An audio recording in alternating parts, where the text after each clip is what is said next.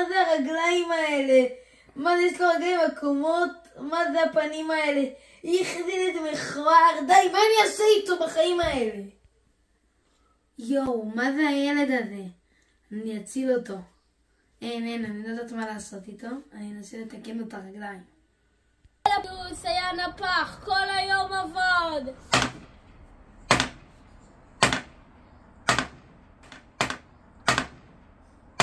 הפיסיס יצר כיסא קסם לנקום באמו ותקע אותה לנצח בתוך הכיסא. אוי לא, אני תקועה, לא!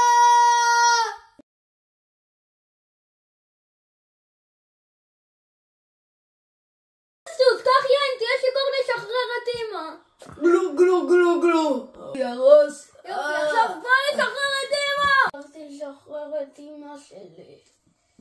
אמא בואי.